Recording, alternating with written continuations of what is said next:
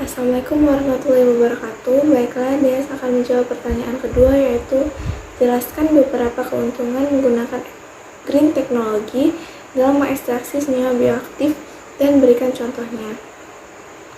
Beberapa keuntungan dalam menggunakan green technology yaitu yang pertama, better isolation.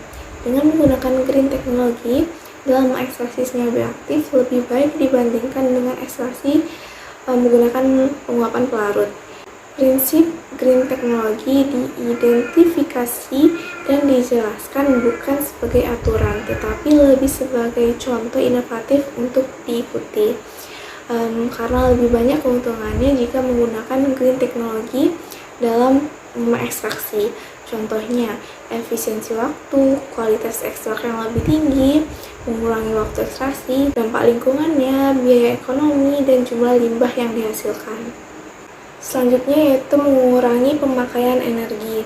Optimalisasi proses merupakan langkah pertama yang harus dilakukan untuk menghemat energi.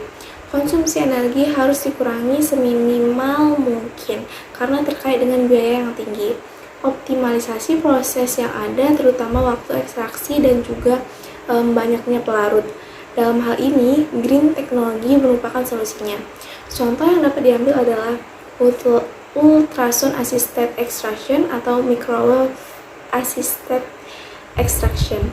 Alat ini dapat menurunkan durasi ekstraksi dan konsumsi energi dibandingkan dengan proses konvensional untuk hasil ekstraksi yang serupa atau ditingkatkan. Dalam ekstraksi rosemary, penerapan ultrasound assisted extraction ke media ekstraksi memungkinkan untuk meningkatkan 3 kali lipat hasil total fenol yang diekstraksi dibandingkan dengan ekstraksi konvensional yang sesuai. Teknologi inovatif ini tidak membutuhkan banyak energi karena memungkinkan untuk mencapai hasil maksimum dalam waktu ekstraksi yang singkat. Yang ketiga yaitu pelarut alternatif. Dalam proses ekstraksi dan pemisahan yang khas, sebagian besar menggunakan pelarut organik. Meskipun pelarut organik memiliki keunggulan, penggantiannya dengan alternatif yang lebih ramah terhadap lingkungan diperlukan karena efek toksik dari pelarut organik yang berbahaya terhadap kesehatan manusia maupun lingkungan sekitar. Selain itu, pelarut organik juga mudah dilepaskan ke atmosfer dan dapat bertindak sebagai polutan udara yang memicu pemanasan global.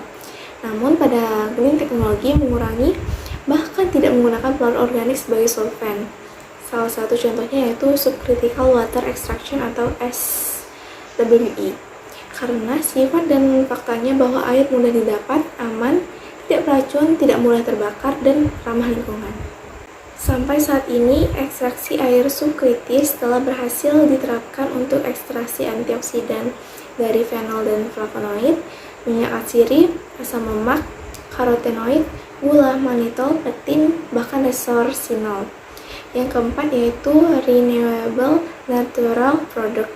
Seiring dengan melonjaknya permintaan pada produk alam atau tanaman untuk memenuhi industri farmasi menyebabkan eksploitasi pada tumbuhan secara berlebihan yang dapat menyebabkan kelangkaan bahkan kepunahan.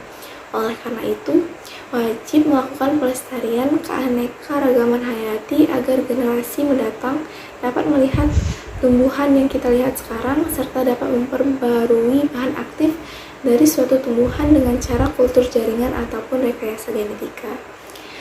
Salah satu contohnya adalah produksi hormon insulin.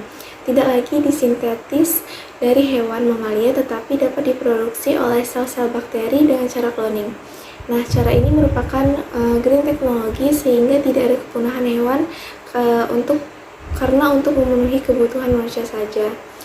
Yang kelima yaitu high quality extract.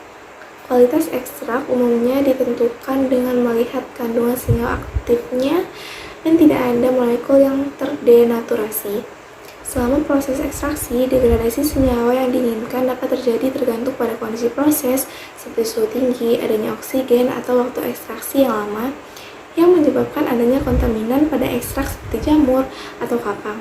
Dengan adanya teknologi hijau atau green technology ini, proses inovatif semakin banyak ditemukan dan memungkinkan proses dilakukan pada suhu yang lebih rendah, ataupun tanpa pelarut agar ekstrak yang dihasilkan berkualitas. Contohnya yaitu dengan menggunakan Enzyme Assisted Extraction atau EAE. Yang keenam yaitu more selectivity.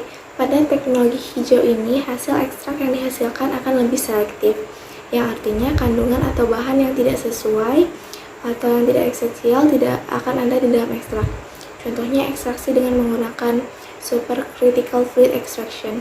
Ekstrak yang dihasilkan dari metode ini akan lebih murni dan selektif dibandingkan dengan cara konvensional, karena hanya tumbuhan yang terseleksi saja yang dapat dilakukan dengan metode ekstraksi SFA. Contohnya yaitu tumbuhan yang tahan terhadap suhu yang tinggi dan tekanan yang tinggi pula. Karena hal inilah juga yang meminimalisir adanya kontaminan di dalam ekstrak. Selanjutnya, safe product.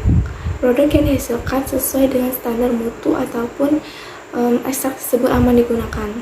Yang terakhir adalah low environmental impact, tidak mengganggu lingkungan sekitar.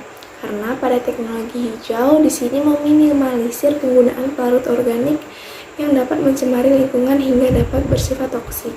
Contohnya yaitu pemanfaatan gliserol sebagai pengganti pelarut organik.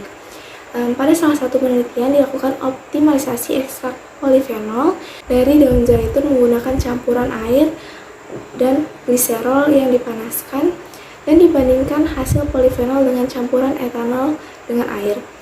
Ditunjukkan bahwa larutan gliserol dengan air yang dipanaskan lebih efisien dibandingkan dengan larutan hidroalkohol dalam mengekstraksi polifenol daun zaitun.